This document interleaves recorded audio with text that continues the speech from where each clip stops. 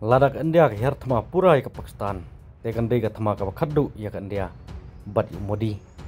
ki Punjabi ki badan ko kalyang ke India kin chakri namta ki spai ke Pakistan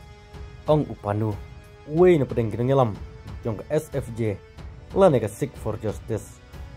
kabala Syaban hagar India hagsnem arjar ke kedai itu mentang ngepek bannya ngap ya kene kebor lengkon bat we upanu Gurpat wan sing panu uday uneki san hima sima bat unang saja napo Amerika bat Kanada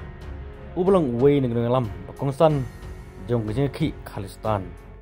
ulang ru unang ajengmut bat unang lam ketin lane kumutu spokesperson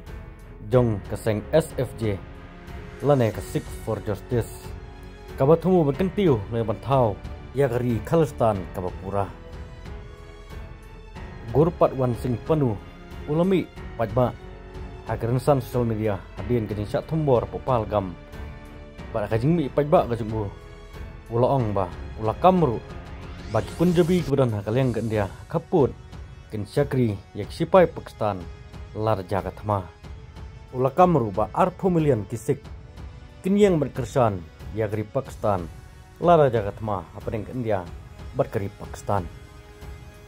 ula kenturu ya sipai sing Gibran akan hun sipai jung India. Bakim day bane kun kari larai ke India kalait le thama bat ke Pakistan. Ula ongru balada ke India ke her thama ke Pakistan. Tekan day ke thama ke khaddu ya ke India bat Modi. Punjabi Gibran hakaleng ke India. In chakri namata sipai Pakistan. Ula airu I khubor li message se sipai sing ki chakri ke India. Ula ong bak Pakistan kam day ke nang sun. Henry ke day kari ke biajan. Kaban longru ke Paramardan jungi mentak lagi kepor banong ya katama jong Narendra Modi banelek persa ya Pakistan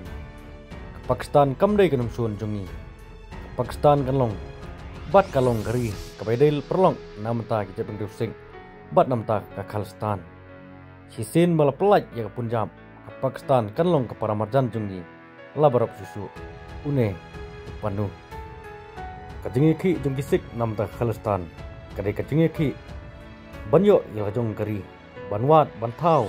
ya gari jong kisik takabaseng ya gari kawasinchar daga Jepang Sing